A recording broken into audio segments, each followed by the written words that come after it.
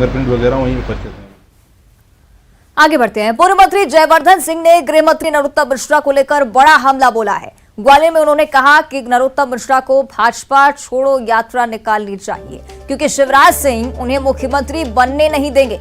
जयवर्धन सिंह ने कहा कि नरोत्तम मिश्रा सीएम बनने का प्रयास काफी दिनों से कर रहे हैं। मुख्य सचिव पर मंत्री महेंद्र सिंह के हमला बोलने पर भी जयवर्धन सिंह ने कहा कि बीजेपी और सब कुछ सही नहीं चल रहा है। इसके साथ ही आंगनबाड़ी में पोषण आहार में हो रहे घोटाले पर जयवर्धन सिंह ने कहा कि यह घोटाला 100 करोड़ का नहीं है बल्कि हजारों करोड़ों का घोटाला है। नरोत्तम मिश्रा जी को भाजपा छोड़ो यात्रा निकालनी चाहिए है क्योंकि शिवराज जी उनको तो सीएम नहीं बनने देंगे। वो बहुत प्रयास करें नरोत्तम मिश्रा जी।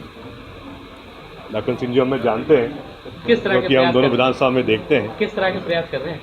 आप जानते हैं कि आप मेरे से बेहतर जानते हैं जो गतिविधियां आजकल भाजपा में हो रही हैं। लगभग जो सभी भाजपा के बड़े नेता हैं वो सीएम साहब से संतुष्ट नहीं हैं। अभी कुछ दिन पहले ही जो पंचायत ग्रामीण विकास मंत्री हैं महेंद्र सिसोदिया जी, उन्होंने कहा कि मुख्य सचिव निरंकुश है। शायद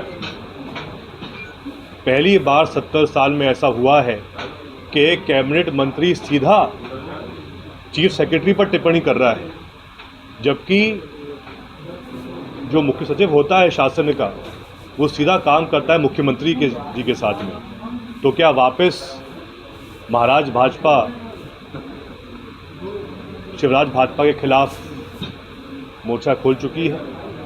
आखिर ऐसा बयान क्यों दिया गया एक मंत्री के द्वारा? तो कहीं ना कहीं आज के समय भाजपा में सब कुछ ठीक नहीं है। और ग्वालियर से एक अजीबोगरीब चोरी का मामला सामने आया है। शहर में अंडरगारमेंट चोर का खौफ है। इस चोर ने ग्वालियर के आधा दर्जन से ज्यादा घरों में अंडरगारमेंट्स की चोरी की है और शर्मिंदगी और सबूत के अभाव में लोगों ने इसकी पहले तो शिकायत नहीं की, लेकिन अब एक कारोबारी के घर चोरी के दौरान सीसीटीवी में कैद होने के बाद इस पर एफआईआर दर्ज हुई है। सीसीटीवी के आधार पर पुलिस ने सिरफुरे अंडरगारमेंट चोर की शिनाख्त की है।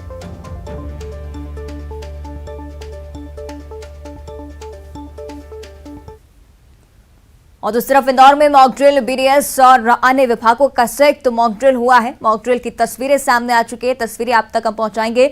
इंदौर की तस्वीरें देखिए, मॉकड्रिल की गई बीडीएस की तरफ से और अन्य विभागों का संयुक्त मॉकड्रिल ये था।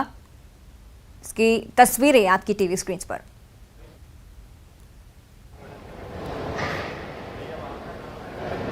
तो इंदौर से तस्वीरें सामने आई हैं। बीडीएस और अन्य विभागों की संयुक्त मॉकड्रिल थी। अगर कोई अप्रिय घटना यहाँ पर होती है तो किस तरह से इसे हैंडल किया जाएगा, इसको लेकर मॉकड्रिल की गई। तस्वीरें आपकी टीवी स्क्रीन पर।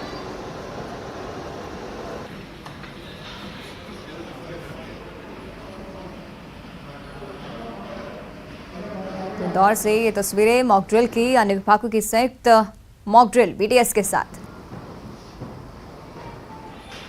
किसी भी अप्रिय घटना को हैंडल करने के लिए जवान किस तरह से तैयार हैं, इसका उदाहरण देती है मॉकड्रिल।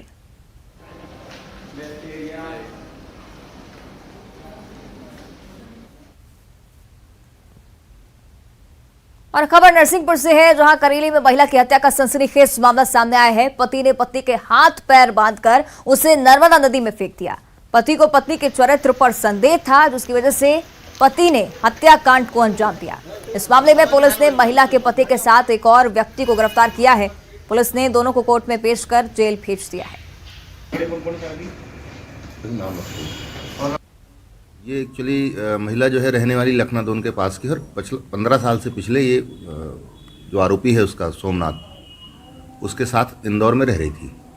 और इसके चरित्र को लेके उसको शक था या जो भी थी बात, तो इसको सुधारने की बहुत कोशिश की उसने, लेकिन जब इसमें सुधार नहीं आया तो उसने अंततोगत्वा, उसका आरोपी का कहना है, जब मेरे पास कोई दूसरा उपाय नहीं बचा और कोई विकल्प नहीं था तो मैंने फिर इसकी हत्या करना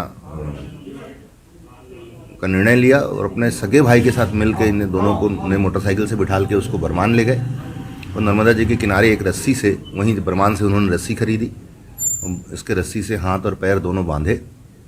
इनको ये उम्मीद थी कि ये लाश, चूँकि नर्मदा जी में पानी बहुत था, तो बह के दूर निकल जाएगी और किसी को पता भी नहीं चलेगा। और नरसिंहपुर के बाद अब बात करेंगे मुरैना की। भीमराव स्टेडियम के अंदर युवकों के 2 गुटों में होने संघर्ष हो गया, जिसमें 2 युवक गंभीर रूप से घायल हो गए हैं। घायलों को जिला अस्पताल में भर्ती कराया गया है। स्टेडियम में बीते रोज 2 लड़कों में किसी बात को लेकर विवाद हुआ था और उसी का बदला लेने के लिए आरोपी ने रमन मावई पर हमला बोल दिया। हमले में रमन मावई और उसका साथी बुरी तरह से घायल हो गए। तस्वीरें देखिए। घटना की सूचना मिलते ही 2 थानों की पुलिस भी मौके पर पहुंची, लेकिन तब तक सभी आरोपी फरार हो चुके थे। पुलिस ने अज्ञात लोगों के खिलाफ मामला दर्ज किया है।